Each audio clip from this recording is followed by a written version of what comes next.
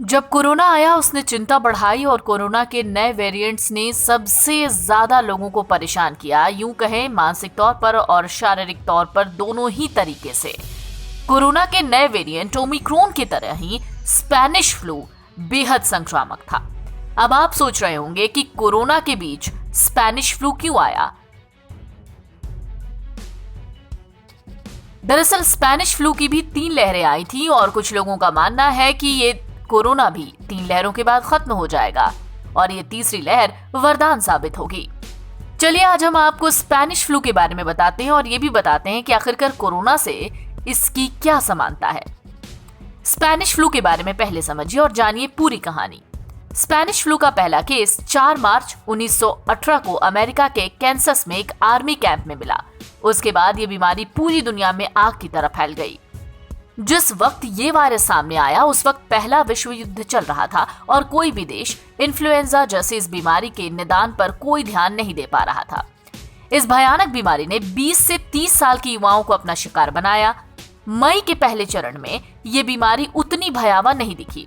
Report बताते हैं कि 1918 से 1920 के बीच इस बीमारी की 4 लहर पूरी दुनिया में आई थी और करीब 5 लाख लोग इसमें मारे गए थे।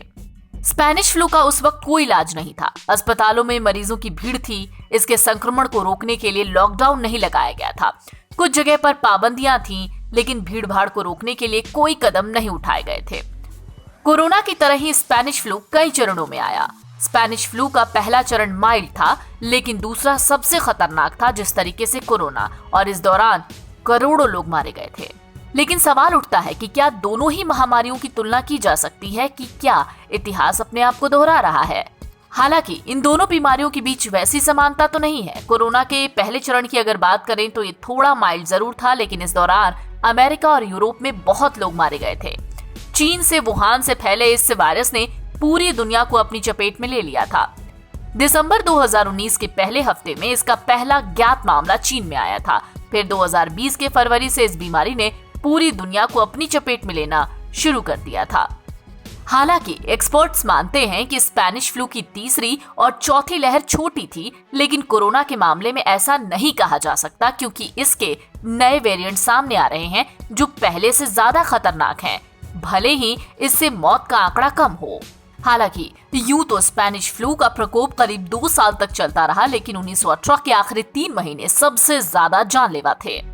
स्पेनिश फ्लू से संक्रमित होने और जान गंवाने के 80% मामले इन्हीं 3 महीनों के दौरान हुए। फिलहाल कोरोना के नए वेरिएंट पर मिली जुली बातें सामने आ रही हैं। कुछ वैज्ञानिकों का स्टडी के तौर पर कहना है कि ये तीसरी लहर के बाद हो सकता है कि कोरोना की चौथी लहर ना आए, लेकिन अगर बाकी विशेषज्ञों की बातों पर गौर करें तो इसके और भी वेरिएंट सामने आ सकते हैं। एनबीटी ऑनलाइन की रिपोर्ट।